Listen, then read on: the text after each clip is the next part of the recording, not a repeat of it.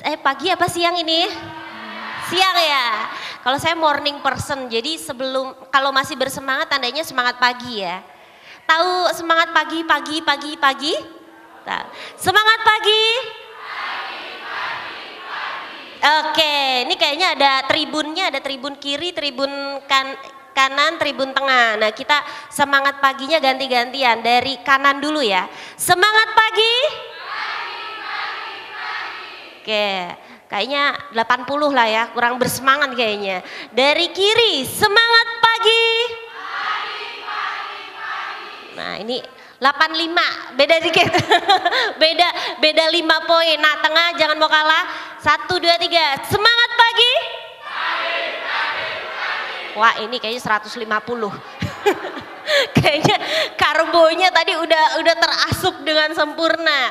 Ini berarti udah rata ya jumlahnya ya. Sudah ya, kelihatannya sudah. Padahal tengah kayaknya lebih sedikit tapi semangatnya luar biasa tuh. Luar biasa. Tepuk tangan dulu dong buat kita semua. Hati-hati, jam-jam ini jam-jam rawan. Jam-jam rawan apa? Betul. Dilihat kanan kirinya, kalau ngantuk senggol dikit, gitu ya. Gitu ya.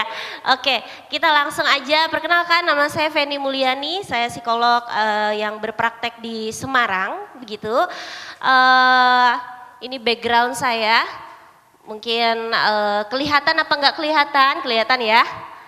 Oke, saya psikologi di S1-nya saya di Jakarta, S2-nya saya di Semarang. Kemudian sekarang saya sedang menempuh pendidikan S3 saya di Semarang, di UNES.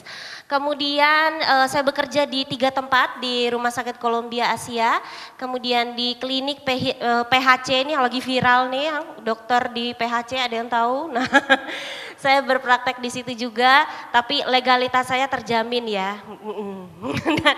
Dan saya juga memiliki klinik pribadi, Feni Mulyani Clinic and Partners yang adanya di lokasi Setiabudi Banyumanik. Nih orang Semarang pasti tahu ya, Setiabudi Banyumanik.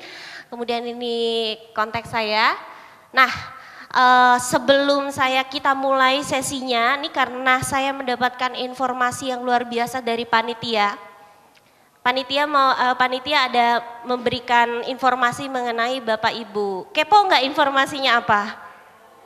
Oh enggak, ada anak-anak. Saya suka banget kalau ada anak-anak. Apalagi kita akan bicara tentang psikologi anak. Pasti kita akan relate kalau ada anak-anak. Anaknya namanya siapa ini?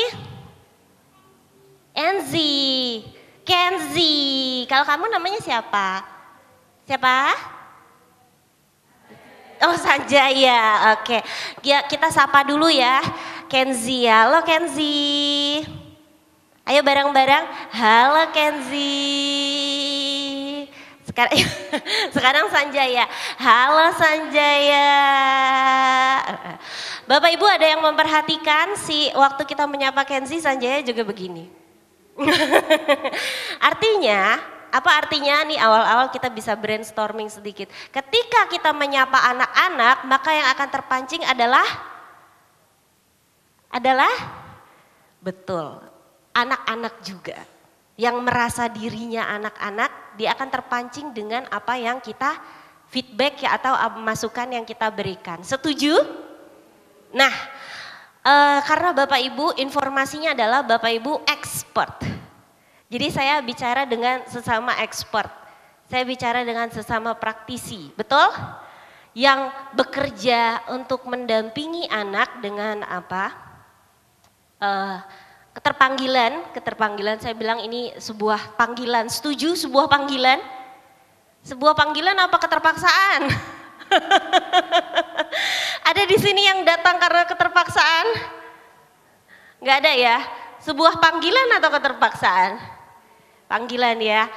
Oke. Sesi psikologis ini pernah saya berikan juga pada satu komunitas tertentu di agama yang berbeda dan itu ada yang karena ditunjuk makanya datang.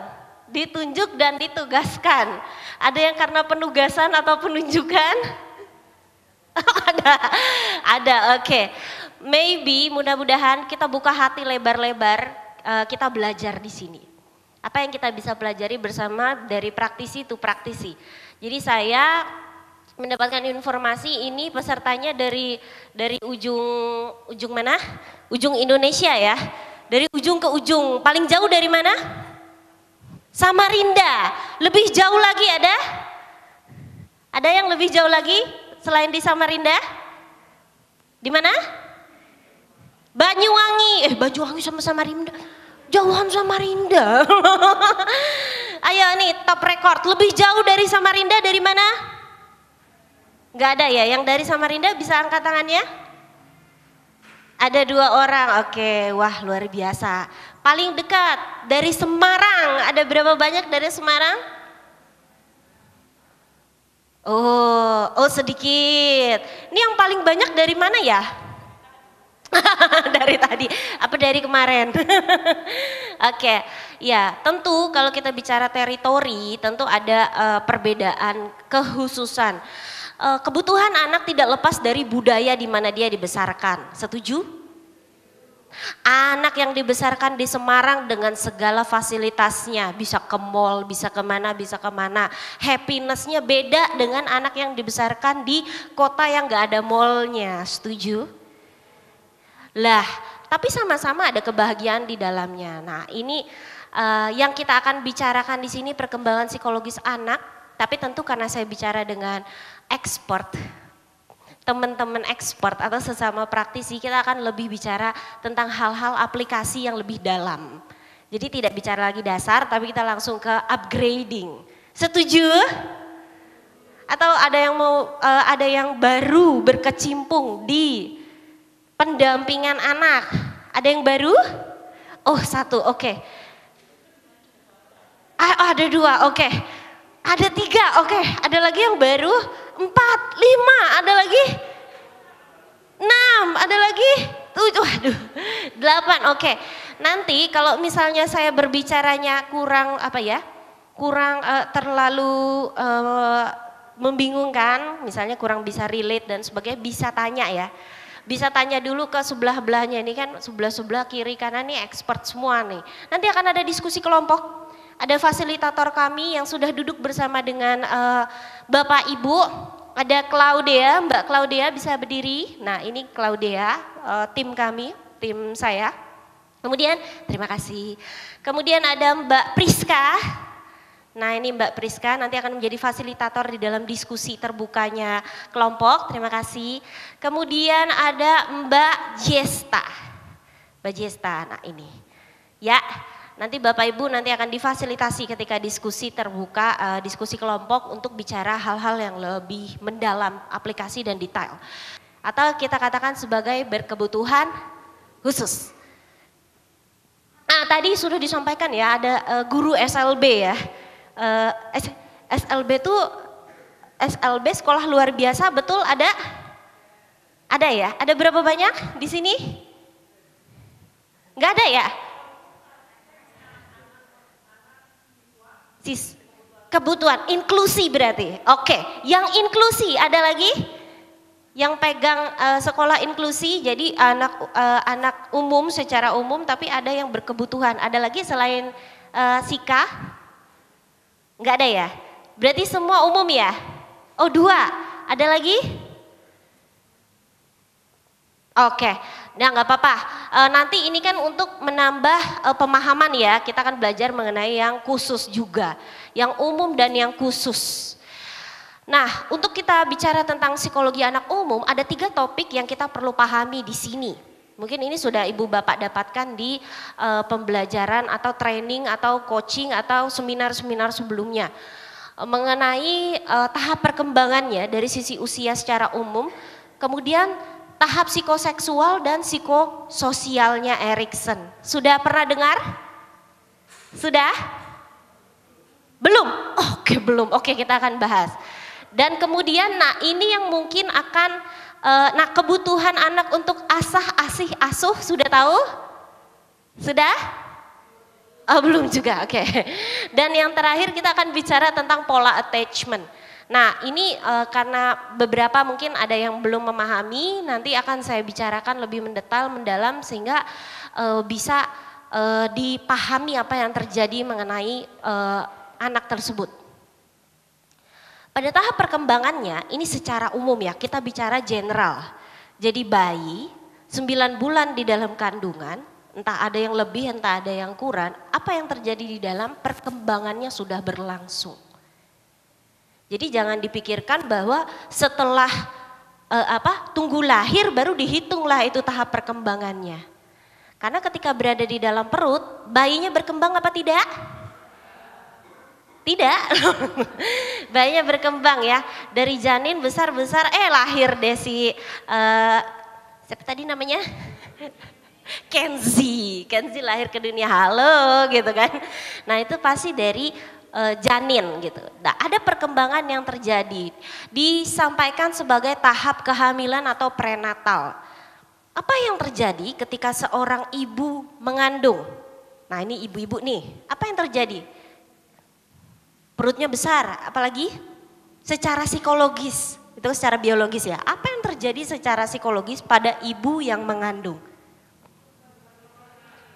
Perubahan emosi betul. Ada lagi? Perubahan emosi seperti apa yang terjadi ketika ibu mengandung? Sensitif, baper, terus udah gitu? Apa? Gampang senggol bacok ya. Ada lagi? Ada lagi? Apa? Ngidam, betul. Ada lagi? Nah bapak-bapak bingung, saya kan bukan ibu-ibu gitu. Saya jawabnya apa ya gitu. Betul, perubahan emosi yang terjadi. Apa yang dirasakan oleh ibunya, itu juga dirasakan oleh anaknya. Tapi ada efek timbal balik yang belum mainstream, belum umum orang rasakan. Terkadang apa yang dirasakan oleh anaknya, ibunya bisa berasa. Betul? Misalnya tidak melulu ibunya nggak mood habis berantem sama bapaknya, atau enggak habis kesel sama anak pertamanya, gemes gitu ya. Dan kemudian langsung perutnya nggak enak. Tidak melulu terjadi emosi yang berubah dikarenakan permasalahan dari ibunya. Itu bisa datang dari anaknya juga. Misalnya anaknya merasa bahwa di dalam kandungannya itu kadang ya terjadi banyak dinamika. Pernah dalam beberapa kali sesi saya lakukan, sesi psikologis yang saya lakukan, ada ibu yang merasa bahwa di dalam 9 bulan kehamilannya tidak ada masalah sama sekali. Ada masalah tapi bisa ditangani, emosinya dia sebenarnya dengan orang sekitar kategorinya stabil. Tapi ketika di dalam sesi, ini menariknya karena tadi sudah saya lihat ada hipno ya, berarti ini Bapak Ibu pasti sudah akan memahami kalau saya bicara seperti ini. Ketika si ibu merasakan perasaan anaknya, baru di situ rasanya berbeda. Gimana rasa anaknya? Kayaknya kurang nyaman. Nah, kemudian apa yang terjadi di dalam sesi baru kita akan akhirnya saya melakukan sebuah metode sehingga akhirnya kita bisa menyamankan perasaan bayi di dalam. Jadi kadang-kadang itu juga yang terjadi pada anak yang bayi yang ada di dalam kandungan ibu yang ada sedikit masalah atau problem, bisa tidak nyaman, bisa juga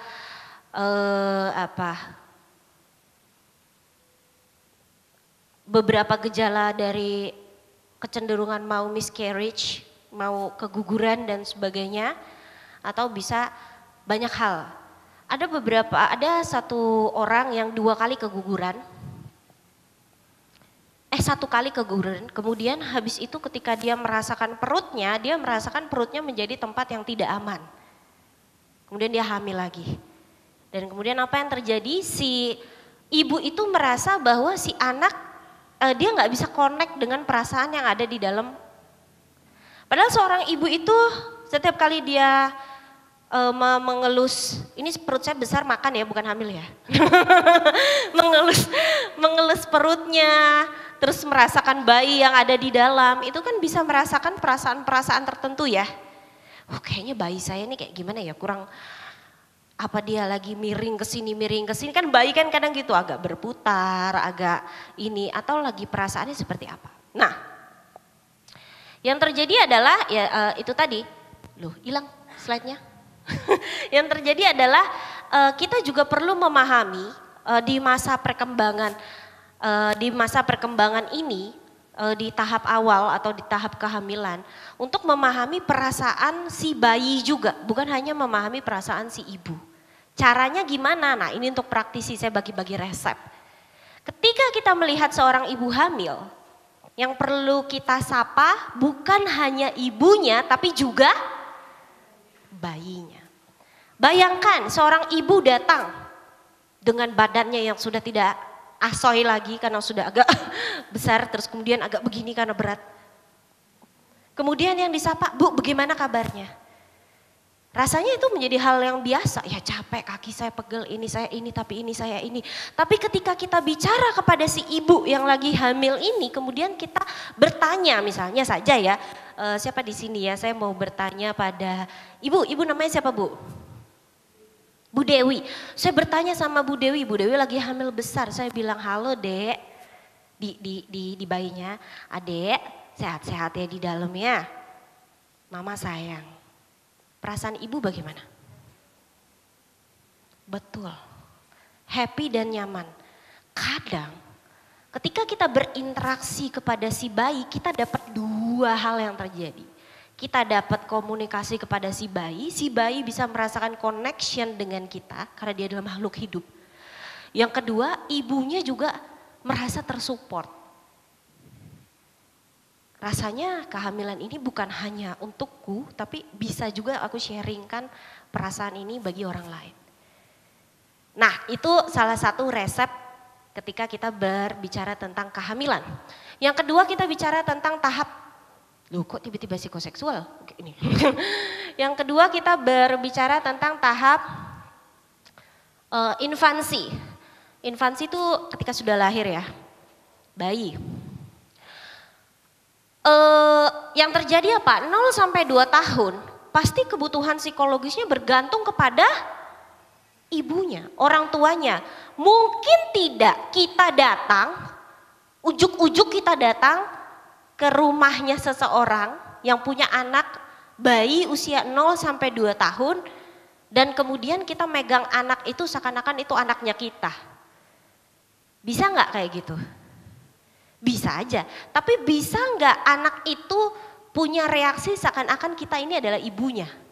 Betul, karena pasti dia mau langsung ke seanak-anak itu nggak rewelnya, tetap dia tahu mana figur yang menjadi keterikatan atau kelekatan dengan dia. Dia tahu mana ibunya. Nah, ini akan dijelaskan lagi di slide berikutnya. Kemudian terjadi masa kanak-kanak awal di 2 sampai 5 tahun. Nah, kemudian ini belajar mandiri. Nah, sudah tahu ya, di sini ada toilet training. Mulai belajar pakai pampers terus nanti pup, tahu di mana tempatnya, pipis sudah bisa tahu ngomong dikit-dikit dan sebagainya, perkembangan bicara, belajar. Nah, bermain, nah ini terjadi di usia ini. Kemudian naik lagi usia SD 6 sampai 9 tahun. Nah, di sini ada nih mulai lebih kognitif prosesnya lebih diperkuat lagi, belajar kalistung, kontrol diri dan berprestasi. Nah, saya mau bicara mengenai kontrol diri sedikit nih. Anak zaman sekarang, setuju nggak kalau saya bilang anak zaman sekarang itu kadang-kadang kontrol dirinya tuh jebol. Setuju nggak? Setuju ya. Kenapa? Kenapa kira-kira? Kenapa Bu? Kenapa? HP, karena HP sehingga main terus, ditanya sama emaknya, udah makan belum? Udah. PR udah dikerjain? Udah. Kamu lagi ngapain? Berisik. malah galakan dia. Handphonenya adalah kebutuhan primernya, betul? Kontrol diri itu terbentuk bukan dari handphone doang. Kontrol diri terbentuk early age, di awal usia perkembangan. Bayangkan, kiri pegang Kinder Joy, kanan pegang Indomilk, di mulut masih ada Soy Joy, cemilan. Apa jadinya anak itu? Kurang fokus, apalagi? Kiri pegang Kinder Joy, kanan pegang Indomilk, di mulutnya lagi ada Soy Joy. Apa yang terjadi? Mager, apalagi? Apa? Rakus, apalagi? Dia tidak tahu mana kebutuhan dan keinginan. Betul? Kebutuhan adalah, nah kan Bapak Ibu udah memahami ya, karena kalau di Buddha itu yang saya pahami memang kontrol diri harus besar di dalam. Diajarkan untuk mengontrol diri, betul? Kontrol diri, kebutuhan, itu basic kontrol diri itu tahu dari kebutuhan.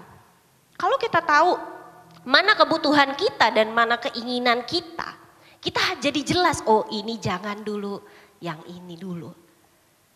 Anak sekarang, mama, Indomilk, dapat Indomilk. Dia bosan belum habis, dia pegang lagi, mama ini Tenggo enak. Lama-lama satu warung dibawa.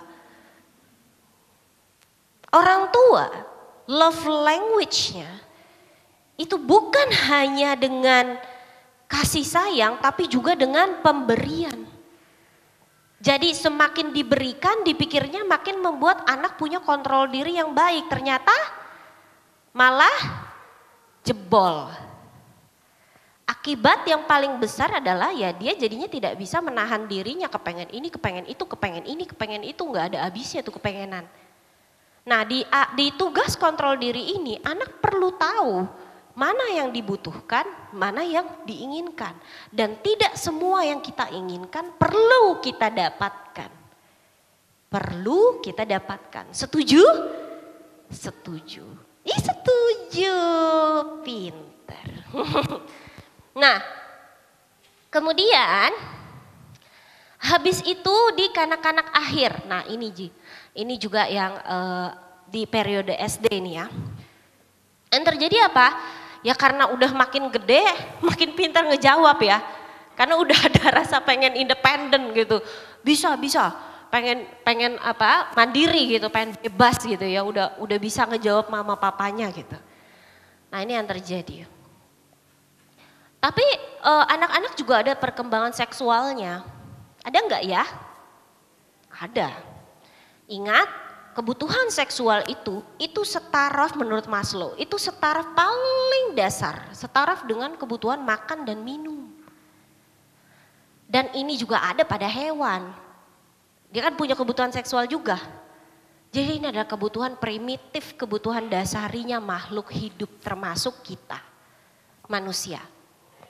Di tahap oral pertama, lahir sampai dengan 1 tahun, fokusnya di mulut. Jadi kan nyusu ya, ASI, fokusnya di mulut. Jadi kalau kebanyakan ngasih ASI, bagus apa enggak? Bagus ya. Kalau terlalu banyak bagus enggak? Terlalu sedikit? Segala sesuatu yang stabil itu baik. Kalau terlalu banyak nanti akan problem dengan kelekatannya. Jadi terlalu manja, terlalu klingi, terlalu ini nggak bisa jauh, nggak mau pakai botol susu, maunya ngedot langsung ke mamanya dan sebagainya. Kalau terlalu sedikit, ada kebutuhan yang tidak terpenuhi di dalamnya. Sehingga itu menghisap, menggigit, menyusui. Pada akhirnya nih orang yang merokok ada tendensi kecenderungan kurang terpenuhi di area oral ini, fase oral. Jadi kalau sukanya tuh kan ada ya yang suka kayak gitu kan, tangan dimasukin ke dalam mulut udah gede tapi masih gitu, gigit jari, masih suka ngerokok dan sebagainya, itu ada kurang terpenuhi di fase oral. Kemudian fase anal, nah fokus kenikmatannya bukan lagi di mulut, fokus kenikmatannya. Kita bicara tentang psikoseksual, kita bicara tentang pleasure atau kenikmatan. Nah di fase anal fokus, lah ini laki-laki nih kayak semangat nih ngomong psikoseksual langsung begini. Dipantengin. Di fase, ya nggak apa-apa, tandanya Anda normal. Jadi di fase anal itu fokus kenikmatannya di area dubur, anus. Ya. Sehingga di sini adalah namanya toilet training. Tahu ya Bapak Ibu ya, udah tidak perlu dijelaskan. Ketika terlalu banyak dia pup pip di sembarangan, di ini kecenderungannya boros. Jadi dia nggak bisa nahan. Kok bisa gitu? Ya iya, ketika kita mau ke WC kan kita harus tahan dulu. Tahan di WC dulu.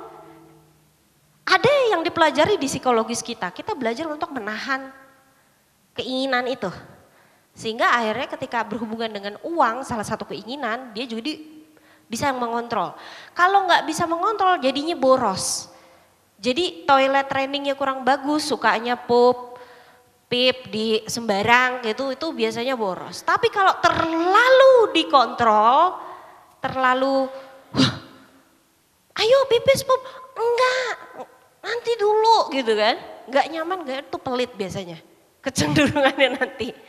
Ada yang merasa relate? Oh, iya lagi. Iya, betul. Itu secara psikologis terjadi.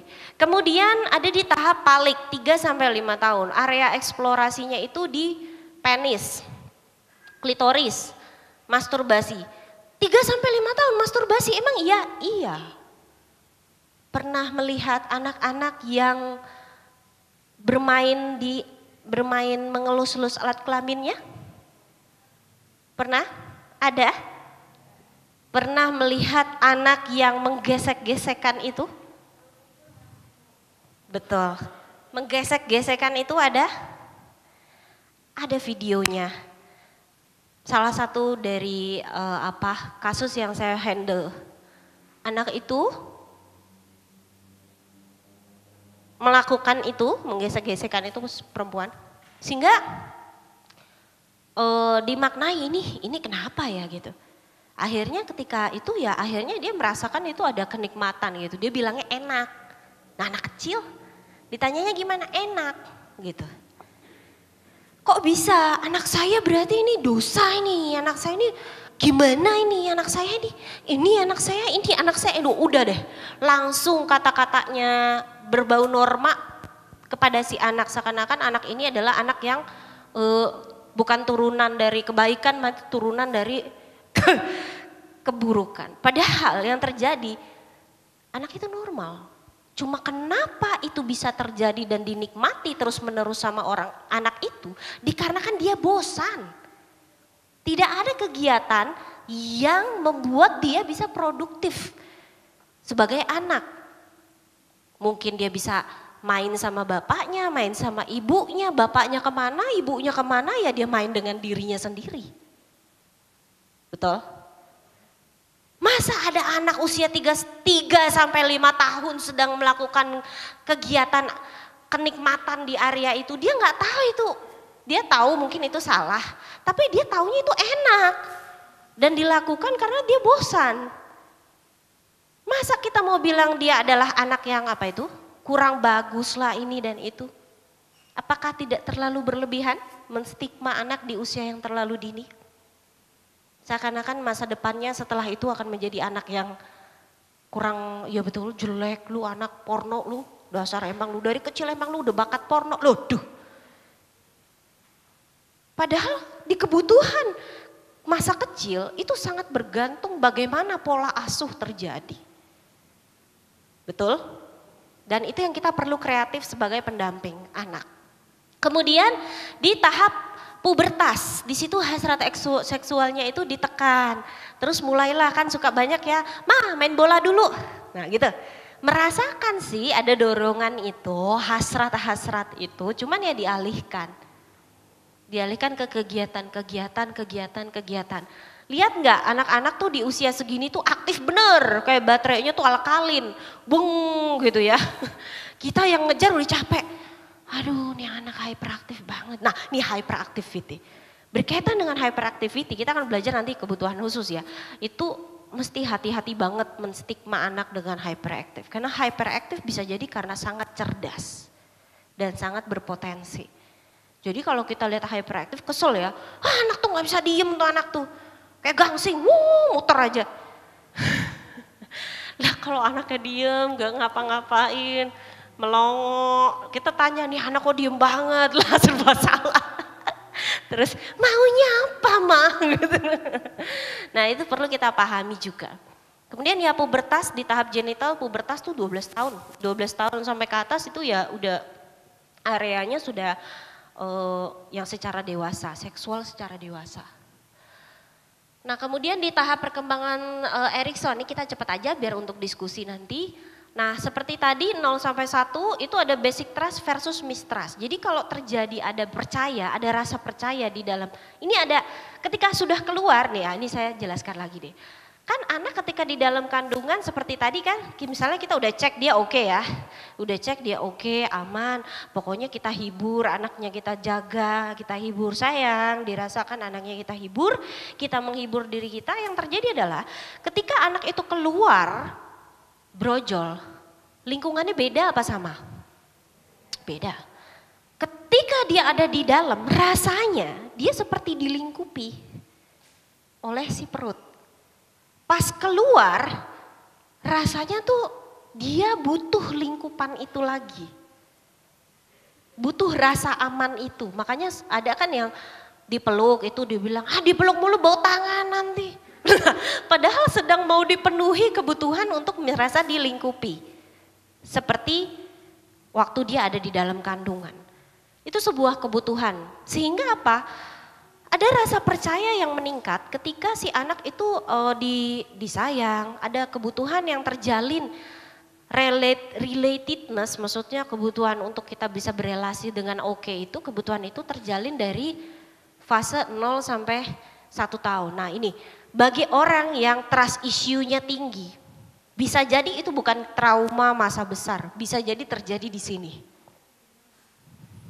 Early age, 0 sampai 1 tahun. Kok bisa ya? Bisa. Ketika dia memaknai dunia, keluar, dunia ini aman apa enggak ya? Dia melihat figur, enggak ada figur yang dia bisa, dia menjalin rasa security, rasa amannya. Akhirnya ya terjadilah mistrust itu, ketidakpercayaan. Atau terlalu dependent, terlalu bergantung sama orang tuanya atau terlalu tidak percaya atau terlalu susah. Nah, aku nih untuk yang susah berelasi, susah saya kalau komunikasi sama orang susah. Kalau berelasi sama orang tuh saya susah. Nah, kemungkinan ada problem di area ini. Itu bisa terjadi. Jadi mau diuter-uter kayak di area-area itunya ya tarik mundur sebenarnya ada sesuatu yang terjadi.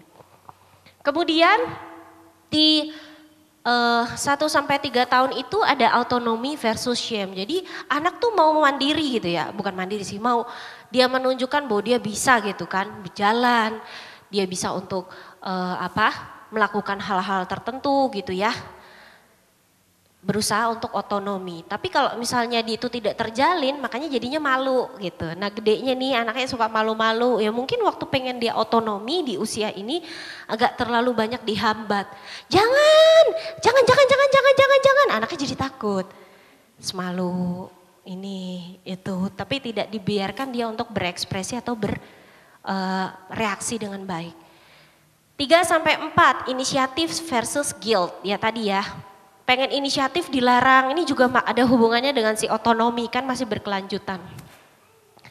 Kemudian si school age, industry versus inferiority. Nah ini anak yang berprestasi, makanya di usia ini tuh anak suka banget, ayo aku harus berprestasi, harus gini. Supaya dia terpenuhi di area industri ini, kalau enggak jadinya inferior. Kayaknya nggak bisa deh, udah coba nggak menang, nggak pernah bisa, nggak bisa, kayaknya nggak bisa. Atau bagi anak-anak atau orang dewasa yang suka bilang gak bisa, aku gak bisa. Kemungkinan ada problem di area itu juga. Kemudian melanjut lagi di infansi, nah ini kan adulthood sampai ke atas ini kan kita ya. Jadi kita bicaranya kan pendampingan sampai 16 tahun ya. Jadi kita bicara sampai si industri versus, industri identity versus confusion ini yang paling hits era ini tuh. Tentang LGBT.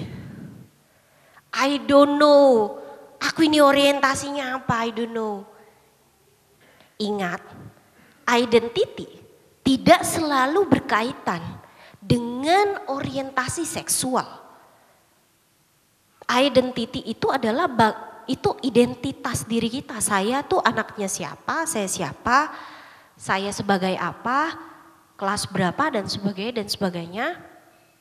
Tapi tidak melulu bicara tentang, oh saya sukanya sama cewek, saya sukanya sama cowok. Nah permasalahan era sekarang, terlalu cepat anak diminta untuk menentukan orientasi seksualnya apa.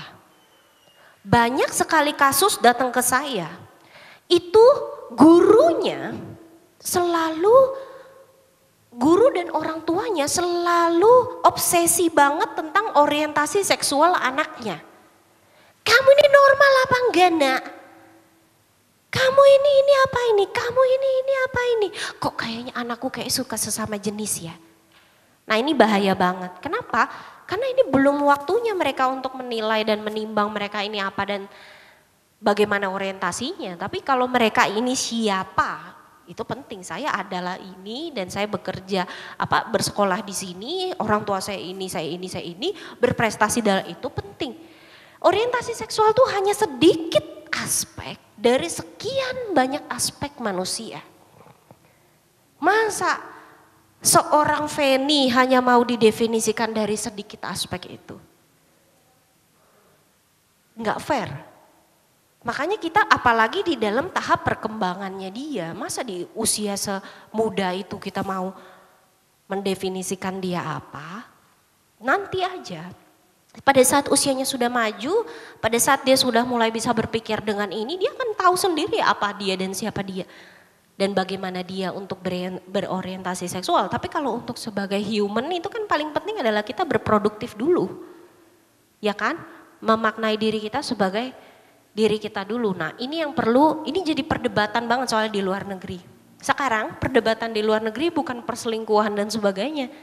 Kita udah ketinggalan jauh nih. Kita masih perselingkuhan, viral. Ini selingkuh sama ini. Siapa selingkuhannya? Searching Instagramnya ini, buru-buru netizen. Masih begitu, padahal di luar negeri itu orang udah bicara tentang ini. Tapi di sini bicara tentang ini, tapi dengan kacamata yang sangat terlalu dini.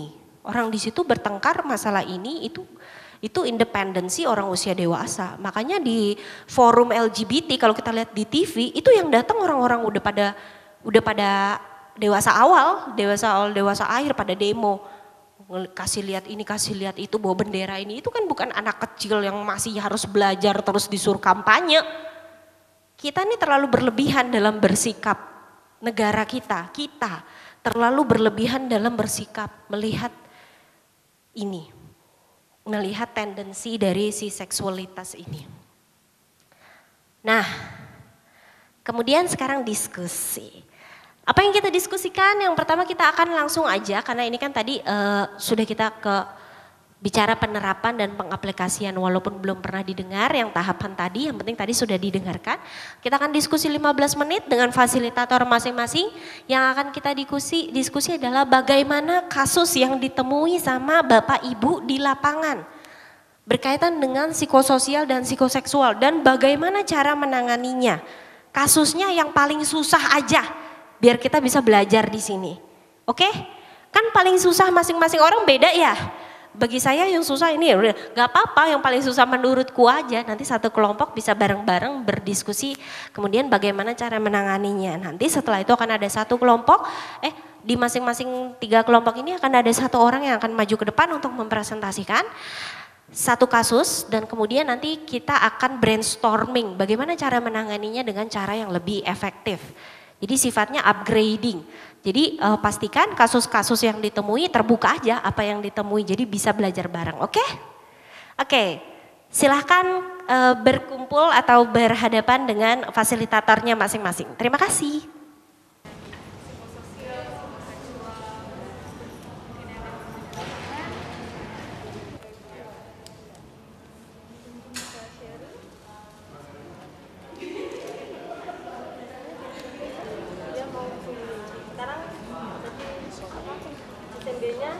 Sabtu di sana. SD masih ikut.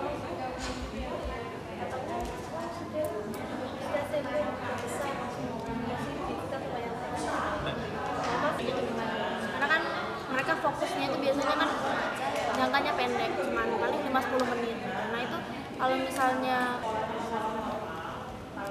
satu lagi, kan kalau misalnya anak-anak sekolah, kalau itu teman-temannya kan itu masalah nah itu gimana cara kita tetap menjaga anak itu tapi yang lainnya tetap kondusif karena anak yang lain mereka mau merangkul gitu kan, apa tanya gitu kan, gimana, jangan sampai dijauhin gitu kan, sehingga dia itu nggak mau sekolah gitu kan. Kita yang di tingkat SMA, setiap dia ada tugas, dia tidak pernah mau mengerjakan tugas itu sendiri, sebisanya kamu. Dan saya nggak akan pernah marah kalau kamu nggak bisa, tapi saya mau mengajari kamu, tapi tetap itu mau ngerjain sendiri tanpa bantuan orang lain. Kalau untuk sosialnya dia oke, anak ini oke, dia mau membantu temannya yang lain, mau menginformasikan tugasnya, biar dia tahu gitu loh ngerjain sendiri tanpa bantuan orang lain.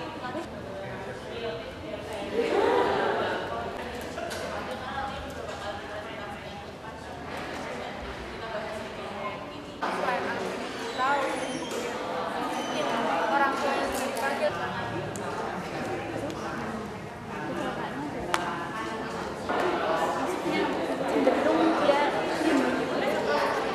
Selamat siang Bapak Ibu, perkenalkan kami dari kelompok berapa berarti? 2 berarti ya Bu ya. Kami dari kelompok 2 bersama dengan Mas Joti yang akan menyampaikan hasil diskusi dari kelompok kami. Baik, selamat siang, nama budaya. Perkenalkan, nama saya Joti Kamatana dari Wihara SMB Simakalingga, Jepara. Di sini saya akan menjelaskan mengenai permasalahan yang sudah kami diskusikan, yaitu adalah pembulian atau juga pengejekan antar teman sebaya di usia SD ya. Ya betul. Permasalahannya adalah beberapa kali maupun di sekolah minggu maupun sekolah, anak-anak sering membuli karena contoh permasalahannya adalah ada anak laki-laki yang mungkin berteman dengan cewek, jadinya teman yang laki-laki lain yang bermain dengan cowok, jadi mereka itu membuli yang bermain sama cewek. Nah, permasalahannya apa sih yang menjadi titik masalah di situ? Kenapa, apa sih alasan yang menjadi pembulian tersebut terjadi? Menurut kami dari kelompok 2, yang pertama adalah mengenai menurut dia itu adalah hal yang wajar di usia segitu dan mereka tidak tahu mana yang salah dan benar. Nah, kami mengantisipasinya atau dengan memecahkan masalahnya dengan cara yang pertama, kita mendekati anak tersebut, kita mengambil hatinya dan kita juga memberi tahu pelan-pelan karena pola pikir anak tidak sama seperti pola pikir kita yang sudah dewasa, seperti itu. Sehingga kita memberi tahu dan juga mendekati anak yang membuli dan juga dibuli, bahwa untuk yang membuli kita beritahu bahwa semua manusia atau semua anak-anak di nurnya di bumi ini itu adalah makhluk sosial yang saling tergantungan, yang bergantungan, sehingga mereka butuh orang lain untuk melangsungkan hidup. Dan juga untuk yang dibuli, kita memberi pengarahan bahwa jangan minder dan juga terus menjalankan yang mereka mau. Yang penting itu adalah hal yang positif, seperti itu. Terima kasih.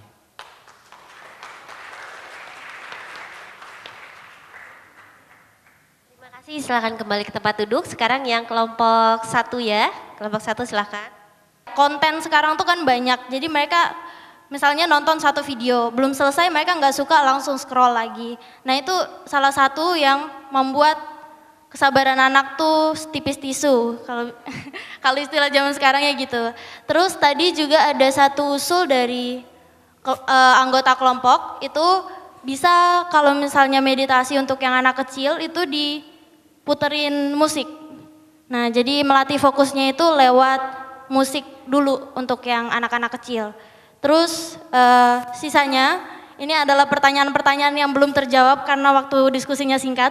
Mungkin nanti boleh dijawab oleh Bu Feni. Nah, pertanyaan kedua itu, gimana cara menghandle anak misalnya ada yang nangis atau emosi atau bertengkar sama temannya. Itu kan kita kalau di sekolah minggu itu kan anaknya lumayan banyak. Dan kalau misalnya kita hanya fokus pada 1 atau 2 anak yang lagi nangis atau emosi, itu biasanya anak yang lain nggak ke-handle. Nah itu bagaimana? Lalu pertanyaan terakhir itu tentang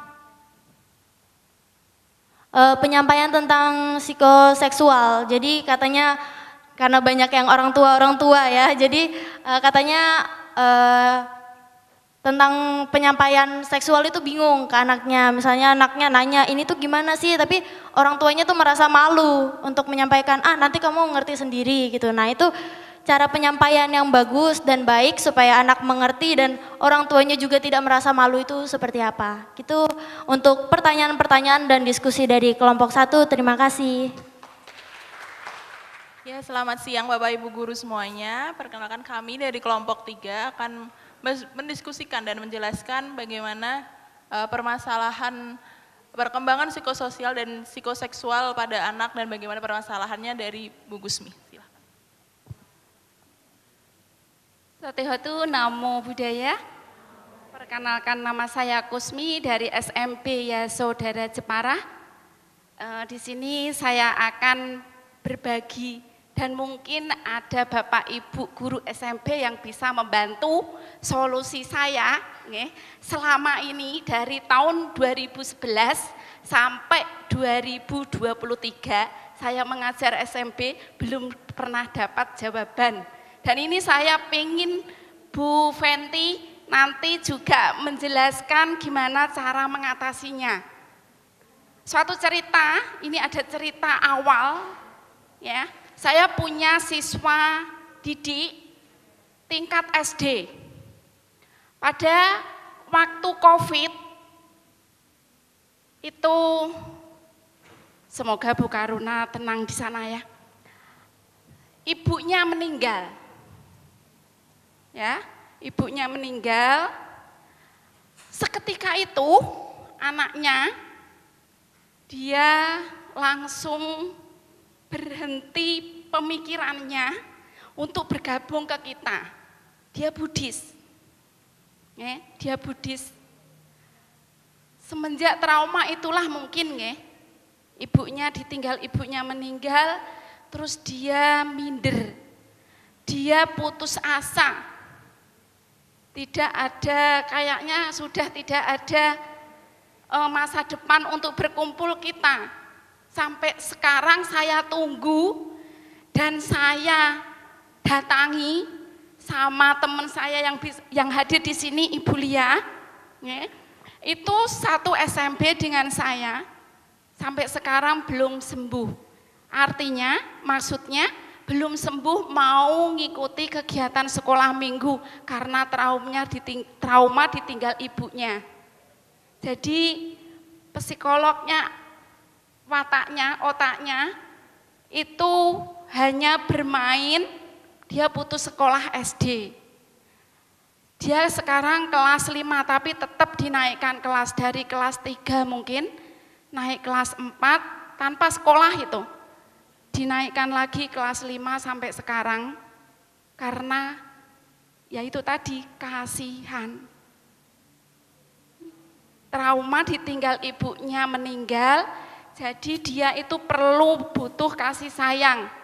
Sehingga dia itu posisinya diam, mandiri.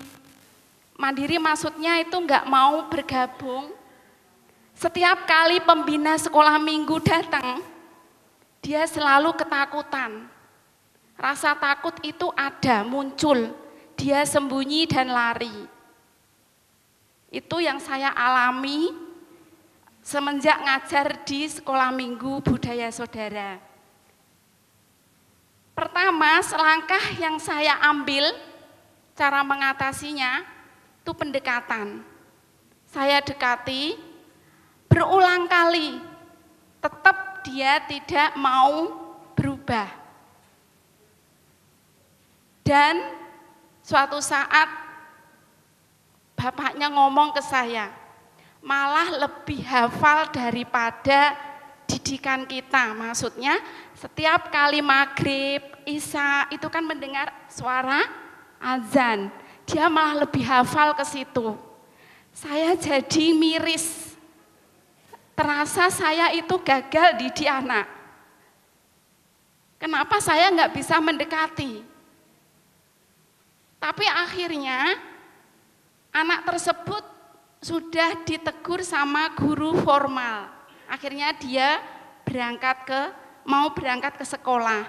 Tapi saya sebagai guru pembina sekolah minggu, saya ingin dia masuk ke sekolah minggu gabung sama kita, gabung sama anak-anak yang lain beragama Buddhis.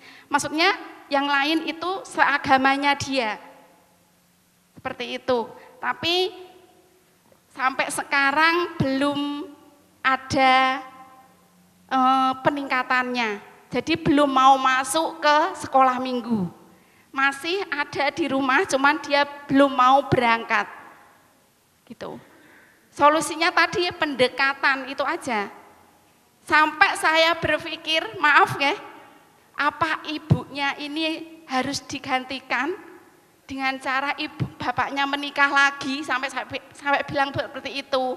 Soalnya dia sampai benar-benar trauma, kehilangan sosok ibu gitu. Sampai sekarang gimana cara mengatasinya? Trauma tersebut bagaimana pendekatannya supaya dia mau masuk ke kita. Gitu. Itu solusinya solusi melalui pendekatan. Tapi kalau Bu Fenty mau memberikan solusi, mudah-mudahan saya sama Mbak Lia nanti bisa mengatasinya. Semoga. Matur suwun, namo buddhaya. Oke, wah ini saya semangat nih kalau kayak gini nih. Berarti memang pengalaman adalah guru yang berharga ya. Banyak sekali pengalaman-pengalaman yang sudah diungkap tadi. Nah, itu yang membuat kita semakin bisa memperkaya sesi-sesi kita ini. Nah, tadi untuk yang pertama yang tadi curhatnya dari cerita dari kelompok 2 itu saya merasakan apresiasi yang sangat besar untuk Mas, siapa tadi Mas? Joti, oke. Ya, apresiasi saya bagi Mas Joti sangat besar dengan yang Mas Joti lakukan itu sudah tepat gitu. Jadi itu sudah melakukan namanya membaca kebutuhan dari si anak. Jadi kebutuhan yang dibully juga dibaca untuk diangkat potensinya seperti tadi yang disampaikan. Yang kedua kebutuhan dari yang membuli juga diedukasi juga apa yang terjadi. Seperti yang sudah Mas Joti ya. Mas Joti sudah sampaikan bahwa proses berpikirnya anak dengan berpikirnya orang dewasa itu berbeda. Setuju ya? Kognitif kita terbentuk paripurna untuk bisa berpikir dengan lebih kompleks dan kritis itu juga bukan di usia anak-anak. Tapi terus berkelanjutan sampai kalau saya nggak salah ya ini bisa di cross check lagi. Sekitar usia 20-an baru terbentuk dengan komplit. Untuk berpikir lebih kompleks dan sebagainya. Jadi ya namanya kalau masih di bawah underage, di bawah usia tentu masih butuh bimbingan dan brainstorming yang banyak dari sisi yang perlu dia pelajari seperti itu. Yang kedua menyikapi tentang apa tadi yang kelompok 1 sudah sampaikan mengenai meditasi.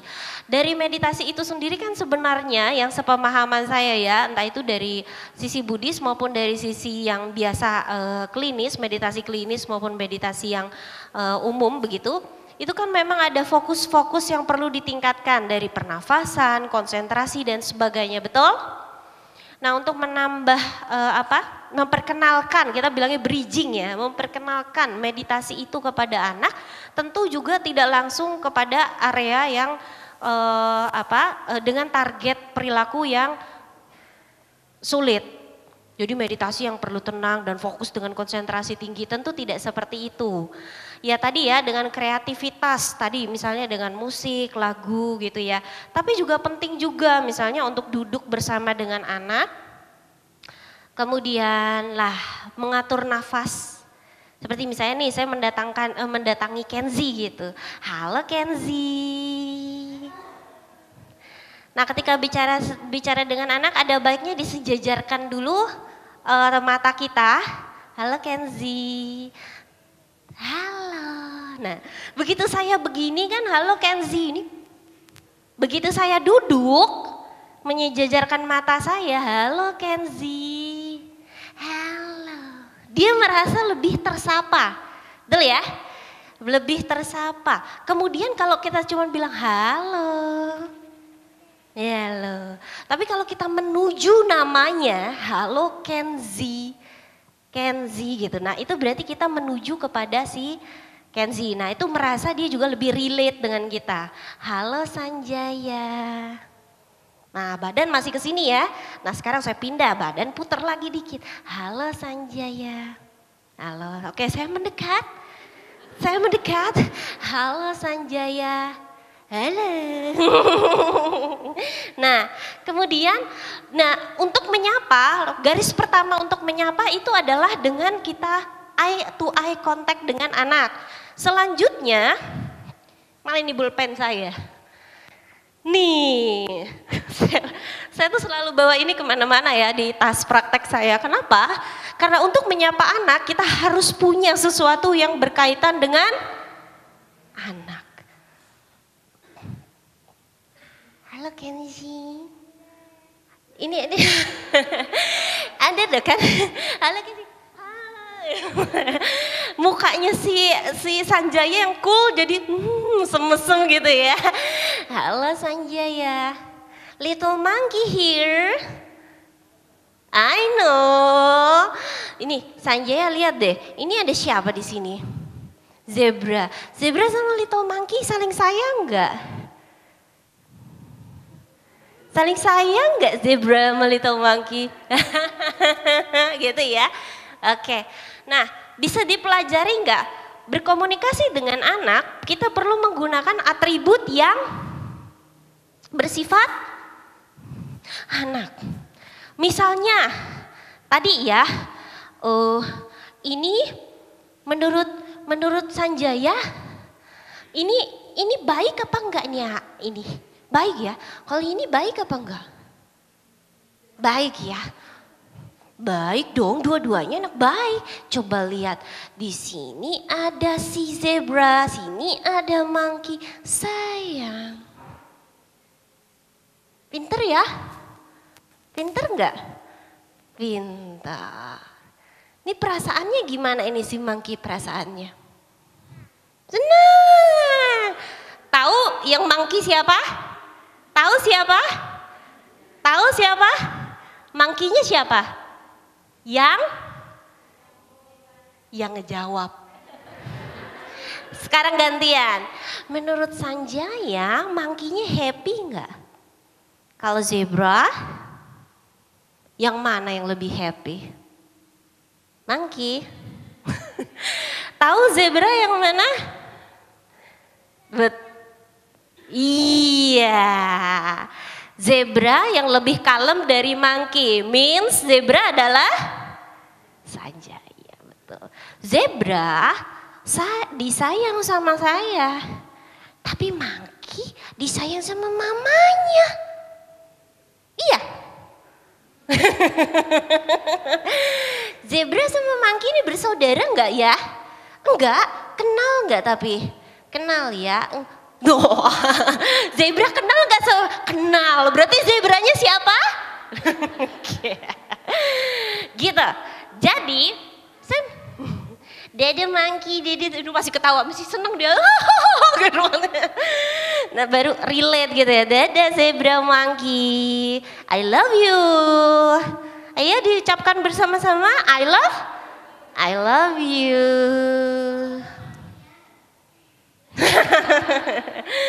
Coba, siapa yang nyaut? Mau dong monkey-nya. Yang nyaut yang mana? Nah itu yang monkey. Jadi, ketika kita bicara dengan anak, kita perlu menyesuaikan frekuensi kita dengan anak. Tidak bisa kita menasihati anak, ayo Sanjaya, Kenzi, gak bisa. nggak relate gitu loh. Kita lebih suka diomongin sama teman sesama kita, satu sebaya, atau kita lebih suka dinasehati sama orang tua? Sebaya. Anak tidak bisa jadi dewasa sama seperti kita dan don't have to. Tidak perlu jadi dewasa seperti kita karena dia belum usianya. Biarkan dia bahagia. Bermain, tertawa, belajar, tidak perlu sedewasa dan se-mature kita karena belum usianya, jangan. Nanti akan ada tahap perkembangan berikutnya di mana mereka akan dewasa sesuai dengan tahap perkembangannya. Setuju? Nah, sehingga kalau mau menyapa kita sapa pakai propsnya. Kalau menegur juga pakai ini. Monyet, kalau mama monyet langsung oke. Kalau mama ngomong didengerin ya, monyet anak pintar, monyet anak baik. Mamanya dipeluk monyet. Ayo mamanya dipeluk. Tepuk tangan dulu untuk monyet kita. Habis ini si Kenzi langsung, mama aku mau sesi lagi. Dia nangis karena merasa relate dan tersupport. Dalam menegur dan mensupport kita juga bisa menggunakan properti. Meditasi, hal sederhana. Gitu. Coba meditasi. Ayo kita monyet dan zebra. Zebra monyet, lihat ke sini. Halo, udah pintar. Coba kita bernafas bareng yuk. Tarik nafas. Tahan, keluarkan dari mulut pelan-pelan. Monyet belajar meditasi. Bisa dilakukan. Simple itu. Target perilakunya apa? Ya sesimpel mungkin lah. Bernafas 5 kali. 10 kali, dalam 10 kali tarikan nafas, ditarikan nafas ke-8, dihitung. 1, 2, 3. Ditarikan nafas ke-8 itu rileks. Langsung. Tapi jangan cepet-cepet. Udah tapi pelan-pelan. Dia akan terbiasa untuk relaksasi pernafasan, untuk bridging awal kepada meditasi. Bisa? Terjawab ya. Kemudian ketika lagi berkelahi, anak berkelahi wajar enggak? Karena ada yang tempernya agak-agak ini ya. Tadi kalau menegur juga menegur enggak efek. Kalau menegur jangan ditarik dia makin reok ya. Yang perlu dilakukan adalah kalau punya boneka di situ, sediakan boneka atau mainan yang dia suka. Oke, saya coba kepada ibu. Ibu pilih yang mana? Ini apa ini? Zebra, oke. Zebra, setiap hari kalau zebra itu perasaannya ada rasa sedihnya enggak setiap hari? Adalah ya, wajar manusia ya. Zebra sayang, tenang ya zebra. Thank you sudah datang hari ini, sudah jadi anak yang baik, sudah jadi orang yang baik. Thank you ya zebra. Gimana perasaan dirimu? Oh, gitu caranya. Betul? Bisa tolong dielus punggung belakangnya? Zebra, terus dilakukan. Zebra, I know, it's okay. Saya tahu nggak mudah. Thank you sudah datang ke sini, and we love you. Gitu. Thank you Zebra, saya taruh di hati saya. Loh, saya tuh cuman main loh. Main nggak kelihatannya? Tapi kenapa sampai ke hatinya?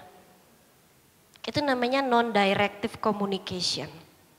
Nggak langsung, tapi pakai rasanya tuh ketika pakai media, apalagi pada anak-anak tuh enak.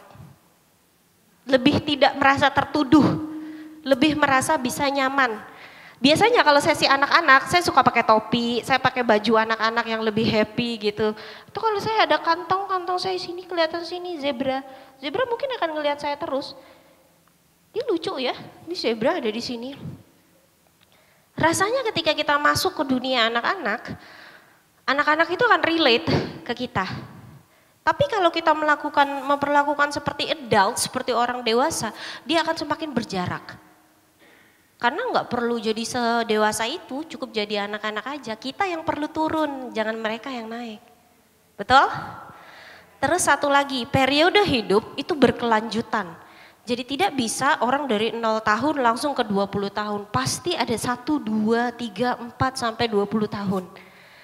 Karena periode berkelanjutan itu di dalam setiap fasenya kan nggak mudah untuk dilalui. Makanya kita datang untuk membawa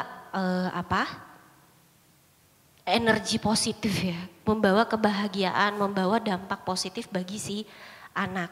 Kadang-kadang bagi seorang pendamping anak, entah itu orang tua, caregiver, caretaker, itu agak kesulitan menghandle anak karena ada permasalahan dalam inner child-nya. Inner child, pernah dengar? Inner child adalah sisi anak-anak di dalam diri kita. Jadi kalau kita merefleksikan, bagaimana ya perasaannya Feni waktu anak-anak dulu? Takut, cemas, malu, marah. Nah mungkin sisi inner child itu yang membuat kita jadi berjarak sama anak-anak. Begitu ngeliat anak, gua gak suka anak-anak. Enggak lah. Atau orang yang memang akhirnya menolak sisi anak-anaknya itu. Karena anak-anak tuh gak serius dan sebagainya. Jadi gak sukses nih kalau kita ngelihat ke anak-anak terus. Tapi bukan itu intinya, kadang-kadang ada orang dewasa suka koleksi anime, apa dan apa, itu untuk membangkitkan ketika melihat itu rasanya senang, karena itu rasanya gitu loh. Inner child-nya, ketika dia ngelihat dompet bapaknya dulu, ada orang yang sudah berpulang, pasien saya datang, dia bilang dia sangat dekat dengan bapaknya, nah ini menjawab pertanyaan nomor 3. Dia membawa di sesi kami, dia membawa dompet bapaknya. Ketika dia melihat dompet bapaknya, apa yang dia ingat? Bapaknya, bahwa bapaknya berada bersama dengan dia. Jadi sebenarnya kalau misalnya parents-nya digantikan itu bisa atau enggak sih? Ya tidak perlu juga. Kalaupun ada lagi yang lain, itu kan menambah, bukan menambal. Menambah, rasanya sudah terpenuhi, ditambah lagi makin terpenuhi, begitu ya? Menambah kasih sayang yang ada. Jadi kalau misalnya kasus trauma kayak tadi, yang perlu dilakukan adalah 1, pendekatannya sudah tepat, tapi cobalah mendekati dengan cara dia berkomunikasi. Bagaimana caranya supaya cara berkomunikasinya terpenuhi? Ceritakan masa di mana kita juga kehilangan. Tunjukkan kerapuhan kita. Saya tahu kamu sedih. Saya pernah mengalami hal itu. Tapi kalau nggak pernah ya jangan dibuat saya pernah gitu ya. Tapi ya bilang bahwa saya tahu bahwa kesedihan itu validasi. Kesedihan itu sangat menderitakan kamu. Dan kemudian tidak perlu dilupakan ibunya. Justru apa yang kamu rindukan. Yang kamu butuhkan dari ibumu. Kemudian dia akan menjawab nanti. Fasilitator saya sampai ikut menghayati gitu ya. Ikut memanggil, merecall, justru dipanggil apa yang dia pingin gitu, apa yang dia butuhkan setelah ibunya itu tidak ada. Kedua, ini yang paling efektif. Anak-anak akan relate berbicara dengan anak. Betul. Bawa anak sebayanya yang supportive enough dari sekolah minggu. Kadang-kadang yang membuat pendampingan gagal, kita di sini, anak itu di sini, di situ, saya suruh dia datang ke sini. Itu kadang kurang efektif. Yang perlu adalah samperin lah. Sekolah minggunya pindah. Acara sekolah minggu atau kalau karena saya Katolik, acara sekolah minggu juga ada atau komsel atau dan sebagainya. Kadang-kadang ketika kerapuhan itu terjadi, kita perlu masuk ke kandangnya dia, bawa terang ke dalam kegelapan. Bukan malah kita suruh yang gelap menyeret kakinya untuk datang ke terang. Karena susah. Acaranya yang pindah. Ibu beserta dengan orang anak-anak itu berdoa pindah masuk ke rumahnya. Halo. Buat acara di situ. Bawa terang. Bawa terang ke dalam kegelapan. Dia merasa gelap. Ketika kita merasa sakit, kita di rumah sakit. Tidak harus di rumah sakit. Kita berada pada sebuah situasi yang sulit. Suka enggak kita kalau kita dikunjungi? Ada satu pasien saya dari Salatiga. Dia tinggal di kosan sendirian. Ingin bunuh diri. Saya tanya, gimana caranya kamu survive dari situ? Pada saat itu di depan kosan dia tiba-tiba ada yang manggil. Manggil-manggil nama dia. Terus apa kemudian? Ya dia bingung lah, padahal nggak ada yang saya undang. Ketika tuh anak dipanggil itu ternyata salah satu temannya.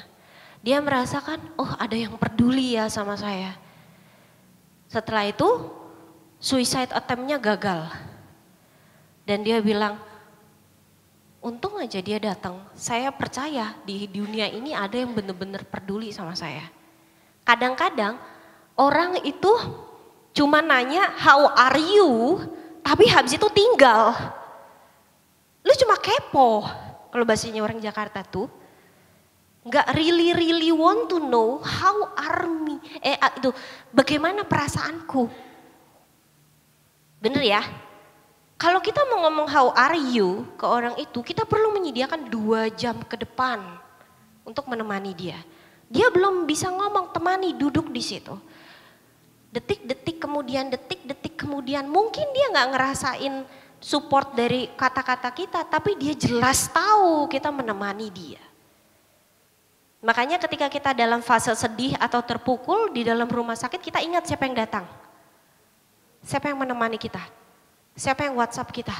Siapa yang ada buat kita? Kenapa? Karena walaupun cuma datang, walaupun cuma duduk aja di sebelahnya dia, nggak usah ngomong apa-apa. Dia belum siap ngomong, oke, nggak apa-apa. Cuman begini, kalau dia masih nggak mau, just stay aja. Dia merasa, aku nggak mau ada kamu, penolakan wajar. Untuk orang terluka, penolakan wajar. Kok jadi kesini ya? Ini kan kita bicara tema anak-anak sih, tapi ya udahlah. Terus kemudian yang paling kita perlu lakukan adalah just stay di situ aja dan bilang sama dia, kalau kamu merasa udah mau ngomong sama saya, I'm here ya. Saya ada di sini buat kamu. Kamu nggak sendirian, kamu aman. Gimana rasanya diomongin gitu? Pulang ya. Rasanya lu goblok juga lu, sini gitu langsung gitu. Kadang-kadang anak atau orang dewasa cuman butuh digituin. Anak-anak gitu, adolescents, masa remaja, itu proses emosinya sudah hampir lebih kompleks dibanding orang dewasa dan anak-anak. Jadi nanti akan ada biologisnya nih, kita lanjut dulu sesinya ya. Dapat banyak dari sini? Banyak ya? Oke, ambil yang banyak, serap yang banyak dan bawa ke situ dan jadi pendamping yang luar biasa nanti di tempat masing-masing diutus. Amin. Nah, fase attachment, Bowlby, keterikatan, tahap keterikatan. Jadi yang pertama itu di fase baru bayi lahir. Hingga usia 6 minggu tidak menunjukkan, apa? Oh tidak menunjukkan. Pre-attachment, oke. Tidak menunjukkan kedekatan khusus pada figur tertentu. Ya bayi baru lahir kan sebenarnya dipegang sama siapa-siapa asal aman dia tahu ya. Nanti lama-lama beranjak ke perkembangan berikutnya, attachment berikutnya, dia akan tahu, oh ini yang sering ini pengasuh utamanya yang ini, pengasuh sekundernya ini. Kedua ini, pertama ini, kedua ini. Itu jadi lebih tahu di usia perkembangan berikutnya. Kemudian 7 bulan ke atas baru dia punya keterikatan pada satu pengasuh tertentu. Sama yang ini nih, harus sama yang ini, harus sama yang ini. Baru di usia perkembangan berikutnya di 10 bulan ke atas baru tahu, oh ini dilempar-lempar, oh ini kakeknya, ini neneknya, ini ininya, jadi tahu. Ini tahap keterikatannya. Nah, ini pola attachment yang terjadi. Kalau keterikatannya sehat atau attachmentnya sehat, yang terjadi apa? Yang pertama, jadinya dia secure, aman. Kalau ditinggal orang tuanya ada rasa takutnya, ada sedihnya, tapi begitu orang tuanya datang dia senang, biasa gitu. Tapi yang kedua, avoidant. Saat orang tuanya datang orang tuanya nggak ada dia nyaman, begitu ada orang tuanya dia malah nggak nyaman. Ada yang kayak gitu? Kok adanya kenceng banget ya? Ada saya. Nah, biasanya pada kategori ini orang tuanya tidak memberikan rasa aman. Itu ya. Kalau datang tuh nggak memberikan rasa aman. Ada nggak adanya nggak penting. Lebih baik nggak ada. Itu terbentuk dari kecil, dari bayi. Bukan udah gede baru ngerasa gitu. Biasanya pada bapak-bapak. Kalau bapaknya datang dia ngumpet. Kalau bapaknya dia ini gitu. Nah itu karena rasa penolakan gitu, avoidant, rasanya kalau nggak ada lebih bagus gitu. Yang ketiga baru di anxious resistant. Jadi ini yang keterikatannya paling dalam. Jadi kalau misalnya pergi nggak boleh, nangis, cranky, gini, datang anaknya ngambek, gitu, nggak mau gitu. Jadi menghukum orang yang meninggalkan dia atau si ibu gitu atau si figur lekatnya. Yang keempat nih yang paling kacau. Jadi anaknya tuh ya emosinya nggak beraturan, udah ada tidak beraturan, pergi tidak beraturan, disorganized. Nah kenapa itu bisa terjadi? Yaitu karena terlalu terikat atau terlalu tidak terikat. Jadi kita perlu di ambang yang netral, stabil. Tahu kasus yang terjadi penukaran bayi? Itu bahaya banget loh. Setelah terjadi bahwa itu bayinya tertukar kayak sinetron Indosiar, dan yang kemudian adalah kalau tahu ngikutin beritanya akan ada fase transisi di mana memindahkan bayinya tidak langsung. Kenapa? Ini rusak nanti pola attachmentnya. Bayangkan 0 sampai 1 tahun dia sudah merasa attached dengan ibunya, kemudian dia berpindah cuma karena ternyata ibu yang berbeda gitu ya. Kan ada perasaan yang berbeda di dalam. Makanya transisinya kan, transisi yang terjadi yang sehatnya, yang dibicarakan di media, itu sebenarnya gini, transisi yang terjadi. Jadi dibuat dulu si primer ini, si sekunder ini, nanti si ibu kandung sesungguhnya itu dimasukkan ke dalam circle-nya dulu. Jadi si anak mengenali, memaknai, oke ini ibu, bagian family, it's a family. Habis itu baru perpindahan, pelan-pelan menjadi sekunder, perpindahan pelan-pelan jadi primer, jadi yang bergantung utama. Gak bisa langsung. Makanya kemarin itu kasusnya berat dan mau sampai di SHU kan rumah sakitnya. Karena ini yang rusak ini bukan masalah cuma DNA-nya loh, attachment-nya. Perkembangannya bisa rusak. Nah bagaimana dengan orang tua yang meninggal terlalu dini, anak ditinggalkan waktu bayi. Nah itu juga terjadi, ada banyak problem. Makanya untuk mensecurekan attachment-nya juga butuh effort. Bagaimana dengan kasus anak yang dioper dari panti asuhan ini ke panti asuhan ini? Saya pernah tangani juga. Itu juga ada problem attachment lagi. Perlu ada proses-proses yang perlu distabilkan, dinetralkan di attachment yang sehat. Bisa nggak? Bisa. Tapi memang perlu ditangani dengan cara yang sehat. Nah ini mungkin kalau kita mau bicara tentang ini, nanti undang saya lagi kita bicara ya. Untuk kita bicara dengan tim ini kembali tapi ya, biar tidak mengulang materi yang lalu. Tapi dari sisi sini sudah paham kira-kira? Sudah ya? Mantap? Mantap. Nah kemudian nih adolescence ya, tadi fase remaja yang ibu sampaikan tadi. Fase remaja betul itu anaknya? 5 SD ya? Iya itu kan menuju transisi ya. 5-6 ke fase remaja. Anak sekarang pubertas dini loh. Dia udah dapat menstruasi di ini kelas 5-6. PD-nya sudah tumbuh. PD itu payudara ya, bapak-bapak ya. Oh ini cowok ya? Ya cowok ya, kalau cowok itu lebih tidak terdeteksi karena adanya mimpi basah. Tapi sekarang early banget juga bisa loh karena pornografi.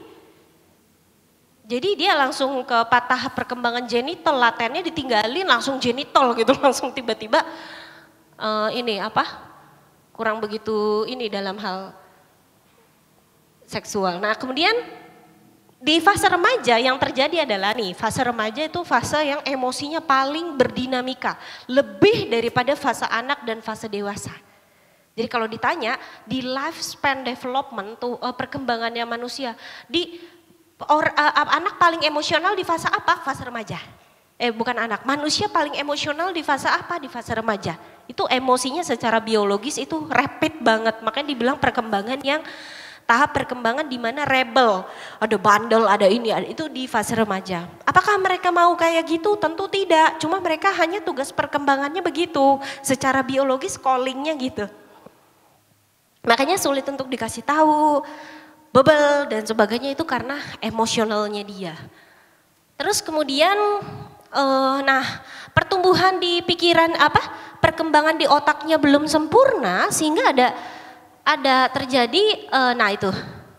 To take another person perspective is not fully firm until adulthood. Jadi dia tuh perkembangan otaknya tidak sempurna, belum sempurna sampai dia ke fase dewasa. Jadi makanya banyak kegiatan ceroboh yang dilakukan, terlalu risk taking, ngambil masalah, ini bersikap secara emosional, membabi buta dan sebagainya, bullying dan sebagainya. Nah itu. Kemudian yang perlu 4 kualitas yang ditingkatkan di area ini adalah ya ingin novelty seeking, mencari saya ini hebat, saya ini orang yang berguna dan sebagainya. Terus social engagement, jadi dia dengan sosialnya dia juga bagus gitu ya, pingin terikat. Makanya kan kalau di fase remaja anak lebih cenderung dekat dengan temannya kan, mencari circle pertemanannya, orang tuanya dikacangin, lebih dengerin temennya dan sebagainya. Itu karena fase perkembangannya. Secara emosional intens, secara eksplorasi kreatif, itu kreatif di usia-usia itu. Makanya kan mading, suka apa itu di usia remaja. Terus ngedance K-pop, nanti cosplayer Jepang itu di usia remaja, betul? Karena kreatif. Kemudian itu, sebagai pendamping untuk dapat menangani remaja, kita perlu mengedukasi remajanya juga. Jadi bayangkan, benar seperti Mas Joti sampaikan, bayangkan remaja itu dengan fase perkembangannya dia sudah banyak penuduhan dalam dirinya. Ini gue bandel gak ya? Ini gak ya? Itu gak ya? Ini gak ya? Bodoh gak ya? Terlalu banyak penuduhan atau terlalu banyak bingung, confused. Kan tadi identity versus identity confusion. Bingung tentang apa yang ada di dalam dirinya. Yang dia butuhkan, untuk orang yang bingung yang dibutuhkan apa? Apa coba? Apa? Validasi. Apa yang dibutuhkan untuk orang yang bingung? Inspirasi. Apa lagi? Solusi. Apa lagi? Apa?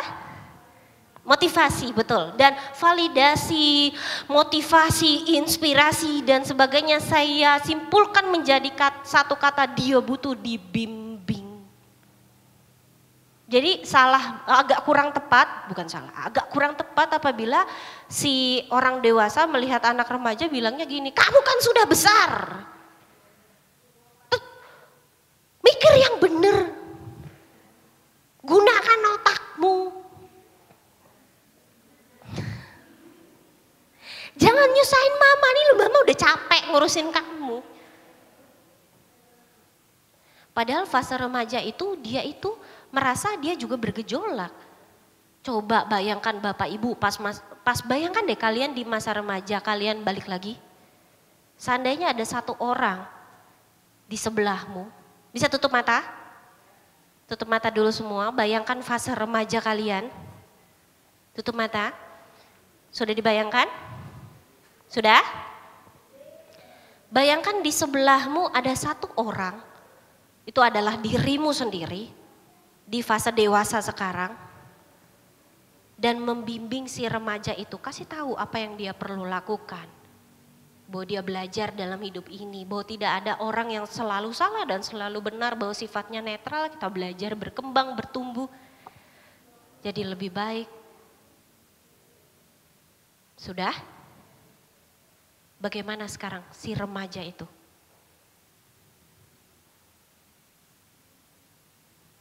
Jika sudah bisa buka mata ya. Bagaimana si remaja itu sekarang?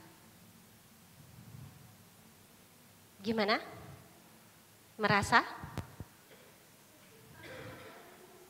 Gimana si remaja itu? Lebih terarah. Apalagi? Apalagi gimana si remaja itu kira-kira? Gimana Bu? Kalem. Apa ada merasa terbimbing? Merasa dia nggak sendirian? Merasa ada yang memahami dia? Bahwa semuanya nggak hancur tapi cuma berkelanjutan loh.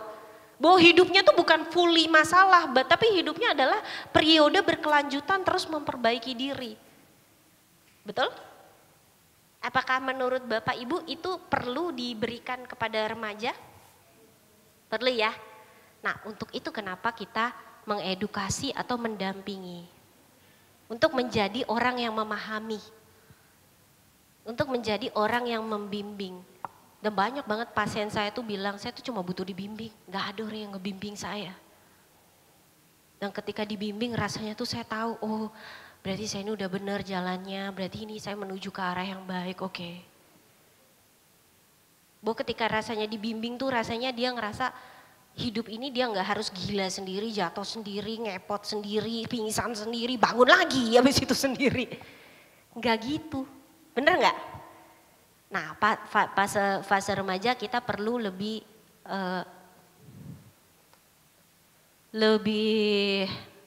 membimbing dan lebih lembut kepada si remaja itu. Padahal mereka kan sangat menguras emosi ya, tingkahnya ya.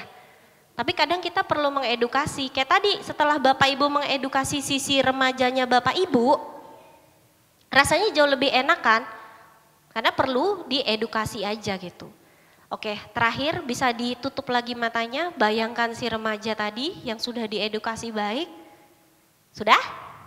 Sekarang peluk dengan erat dan apresiasi yang banyak. Thank you, thank you. Kamu berharga. Semuanya akan baik-baik saja. Peluk dengan erat. Kamu gak sendirian, saya menemani kamu di sini. Kamu aman.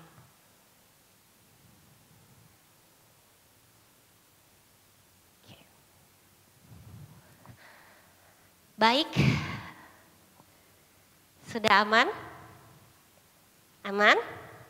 Aman. Goals dan arah masa depan. Anak yang terpenuhi hak dasarnya, hak hidup, hak sehat fisik, hak sehat mental, hak berkembang belajar, hak bermain. Jadi kalau sama anak-anak kita sepakat gak nih dalam satu area bahwa anak-anak usia bermain ya bermain. Sepakat gak? Bahwa kalau dia bermain jangan kebanyakan main loh, jangan digituin. Bener gak? Sepakat gak kita area itu? Karena lucu kalau dia udah setua kita, dia main. Bener gak? Harusnya sebaiknya pas masih kecil ya main lah. Main. Belajar gitu. Dan kemudian kewajiban yang perlu dilakukan sesuai tugas perkembangannya. Nah ini krisis dan konfliknya dari caregiver itu ya dia perlu siap mental. Belum tentu dia siap mental, punya anak orang tua bisa jadi orang tua by biological karena dia sebagai seorang ibu ayah biologis tapi bukan secara fungsi. Makanya untuk itu kita perlu mengedukasi juga parentsnya, orang tuanya untuk tahu bagaimana secara fungsi kita bersikap sebagai orang tua atau menjadi support system bagi orang tua kita, bagi anak kita. Setuju? Setuju nggak nih si Tiger nih? Setuju ternyata.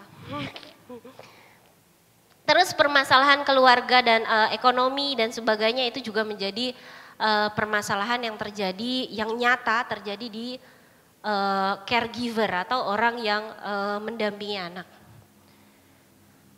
Diskusi. 15 menit dari sekarang kita ada waktu sampai 3.45 nih sesinya berakhir. Tapi habis ini masih ada kebutuhan khusus.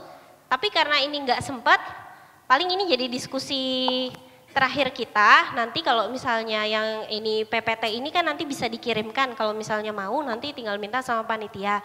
Mungkin ini diskusinya ini akan menjadi sekaligus kita akan reevaluasi nanti sesi ini begitu. Oke? Oke, bisa diskusi kembali lagi dengan fasilitatornya. Yang ditanyakan adalah bagaimana stigma yang ada mengenai kenakalan anak, remaja atau anak. Dan bagaimana pandangan yang tepat yang saya lakukan sekarang untuk melihat kondisi anak. Silahkan. Oke, selamat sore Bapak Ibu semuanya. Kami dari kelompok 3 akan menjelaskan bagaimana nih stigma kenakalan pada anak dan bagaimana melihat kondisi tersebut gitu. Baik, silahkan.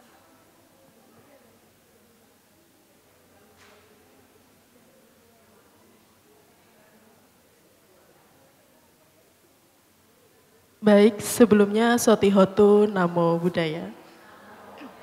Perkenalkan, saya Nanda dari SMB Dhammaharja Banyuwangi. Baik, di sini bagaimana stigma yang ada dalam lingkungan mengenai kenakalan anak, bagaimana pandangan yang tepat yang akan saya lakukan sekarang untuk melihat kondisi tersebut.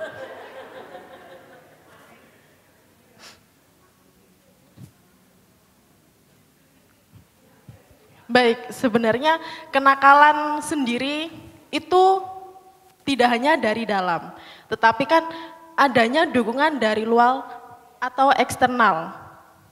Dari dalam, bisa dari keluarga, entah kelakuan, perilaku yang anak itu lihat dari orang tuanya.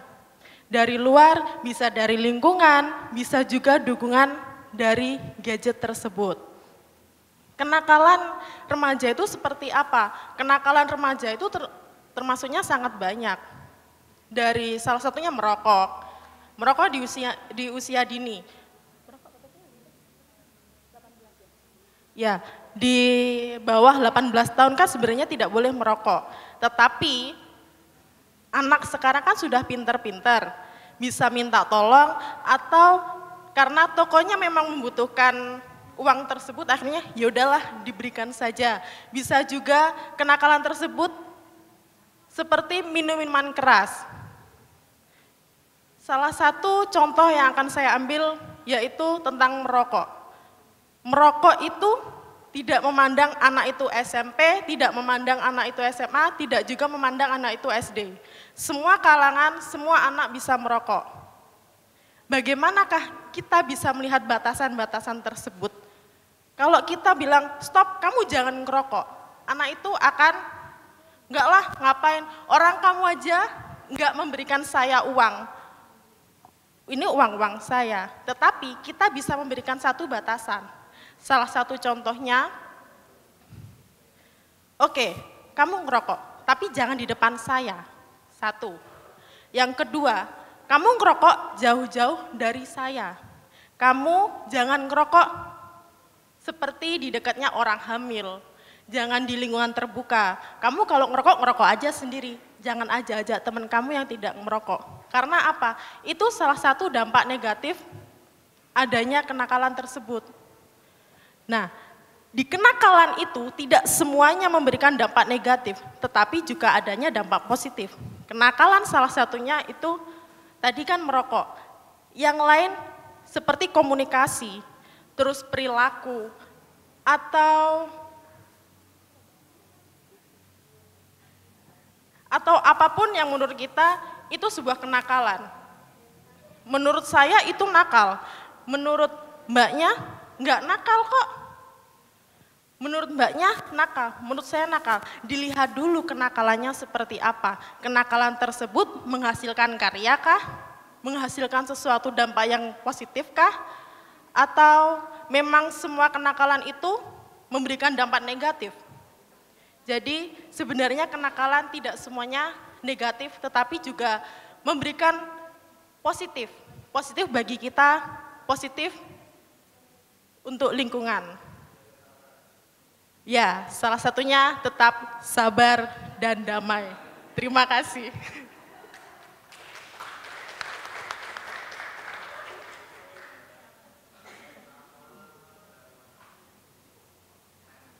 Selamat sore, nama budaya. Nama saya Liana dari SMP Wihara Tanah Putih Semarang. Di sini saya mau sharing mengenai permasalahan yang pertama. Kebetulan saya juga seorang ibu, mamanya Kenzi, si monyet. Di sini saya mau sharing mengenai stigma. Kebetulan ini kisah real yang dialami anak saya. Semisal kalau di sekolah, anak saya kelas 3 SD, ada 2 anak bertengkar. Kan laki-laki ya, kalau bertengkar kadang nih pukul-pukulan. Jotos gitu kan. Nah, kalau semisal biasanya kalau di sekolah itu anak yang nangisnya kejer, giro-giro gitu ya kalau Jawanya ya. Nangisnya kejer itu berarti korban. Yang diem aja, yang enggak nangis, pelaku. Stigmanya seperti itu udah berkali-kali seperti itu. Padahal kan belum tentu. Maksudnya saya sebagai kebetulan Mama Kenzi tipe yang bukannya nangis. Bukan yang nangis. Jadi selalu stigmanya adalah ini pelaku. Nah, kalau anak sama anak, oke, sudah nggak ada masalah, kita damaikan atau apa, kita tengahi, selesai. Tapi biasanya stigma yang ada itu justru muncul dari yang dewasa. Si mami rempong, mami rempong. Ya, maminya si itu, si satunya. Nah, harusnya kan begini ya, maksud saya sebagai orang tua dimediasi oleh ibu guru atau bapak guru, kedua belah pihak didatangkan, ditanya dulu dari awal detailnya ceritanya bagaimana. Jangan cuman orang tuanya sama orang tua, anaknya nggak ada, nggak bisa ditanya yang jelas. Atau hanya satu sisi, saya sama anak saya, situ cuma mamanya aja tapi anaknya nggak ada. Kan nanti ada missing puzzle-nya. Tapi kalau anaknya dua-duanya didatangkan, pasti nanti jelas mana yang cerita yang benar yang mana, yang salah yang mana. Seringnya enggak, mamanya nanya sama anaknya sendiri. Kata anak saya situ yang mukul duluan. Tanya gitu. Lah kalau dijadikan satu kan bisa ditanyain ya. Lah kamu kenapa kok mukul duluan? Pasti kan ada penyebabnya atau gimana-gimana. Jadi enggak salah-salahan gitu. Nah, seringnya di sini yang mau saya bahas adalah stigmanya. Mamah rempong ini tuh sering memberikan ngerasani di belakang. Menstigma si pelaku, anaknya. Kamu tahu nggak? Pas di kantin gitu ya, di kantin tunggu anak jemput gitu ya. Kamu tahu nggak kemarin si K itu kan, itu kemarin habis pukul-pukulan sama si B. Karena gini. Padahal belum tentu loh, belum tahu siapa penyebabnya. Kan belum tahu, cuma karena itu si nangis, yang si itu berarti itu korban. Yang mukul yang nggak nangis, yang mukul dianggap karena nggak nangis berarti pelaku. Padahal belum tentu, bisa aja yang nggak nangis itu korban. Kan bisa aja dong. Ya kan enggak semua orang dipukul nangis kan enggak nangis seperti itu. Nah, tapi itu dirasani di belakang. Jadi masyarakat justru yang dewasa itu menstigma anak-anak mengejudge ya, berdasarkan bukan keadaan real. Itu yang saya rasakan. Oleh karena itu, kalau ditanya yang permasalahan kedua, pandangannya bagaimana harus dilakukan, ya saya rasa saya sebagai orang tua dan kedepannya semoga menjadi guru yang baik juga, berusaha untuk tidak mudah menstigma atau mengejudge apapun yang kelihatannya saja. Tapi kita gali dulu, tanyain dulu baik-baik, ditenangkan dua belah pihak gitu ya, apapun itu dari sisi ini dan juga dari sisi sana. Jangan dengerin satu sisi di sini, yang sini tidak mau dengerin, yang sama aja, mesti nggak fair gitu ya istilahnya ya. Terima kasih, Namo Buddhaya.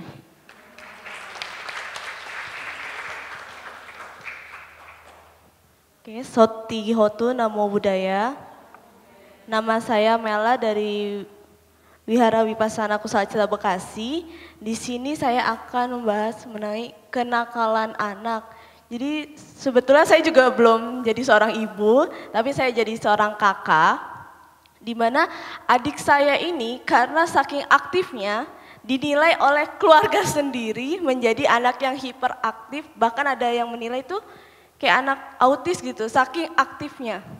Terus sampai di mana itu saya menegaskan kepada keluarga kalau anak ini tuh enggak seperti yang mereka nilai loh.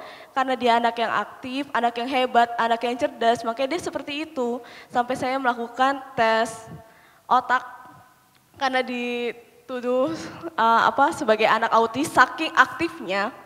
Jadi ya udah semenjak saat saya membuktikan surat itu, saya kasih suratnya, saya kasih mereka-mereka yang menjudge adik saya sendiri, ya udah mereka tuh, oh iya loh anak aktif ternyata kayak gitu tingkah lakunya, nggak semata-mata mereka tuh anak yang bandel gitu.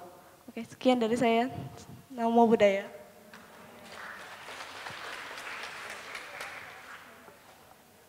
Terima kasih kelompok 1, 2, dan 3 silakan duduk. Oke. Nah ini karena waktunya sudah sangat overtime, jadi kita langsung saja. Seperti yang tadi sudah disampaikan, itu sudah masuk ke frame yang kita butuhkan. Jadi sebagai pendamping anak, secara kesimpulan kita melihat individu itu sebagai individu yang berkembang. Setuju? Dan setiap orang berkembang pasti punya kesempatan, betul ya? Untuk apa? Untuk berbuat salah. Untuk berbuat keliru, untuk jatuh dan kemudian bangkit. Setuju? Nah, dengan pandangan tersebut maka kenakalan tidak kita lihat lagi sebagai sebuah kenakalan, tetapi kita membaca kebutuhannya. Apa sih kebutuhannya?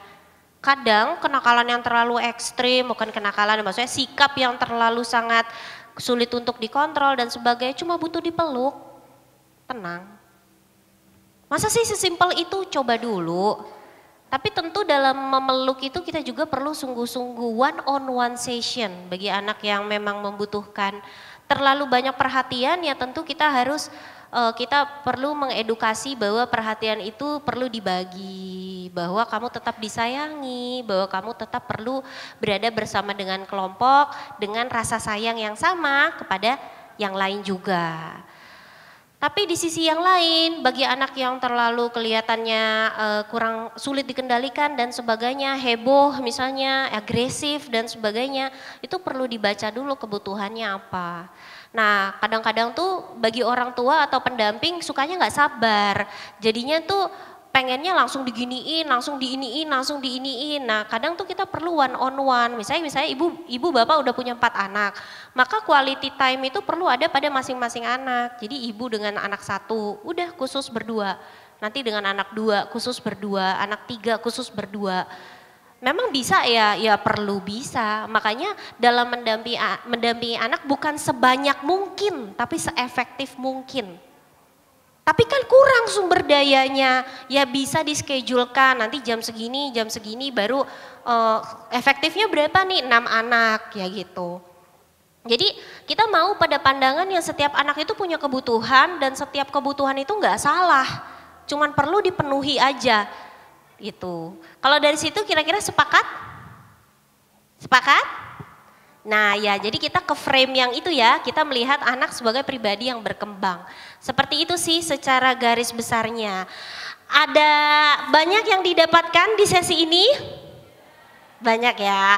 Boleh satu aja terakhir nih closing karena kita udah overtime. Nih overtime pakai banget. Satu aja angkat tangan, siapa yang pengen menyampaikan apa yang didapatkan dari sesi ini? Satu orang aja. Ada? Nggak ada ya? Gak ada, oke gak ada gak apa-apa. Ya sudah, paling ya itu nanti ini semoga apa yang sudah dipelajari ini bisa berguna untuk diaplikasikan dan dibagikan kembali ke orang yang kita jumpai gitu ya, ke orang tua, ke caregiver, ke manapun itu.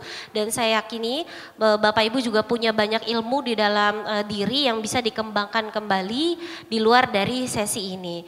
Terima kasih, Namo Buddhaya. Thank you. Terima kasih kepada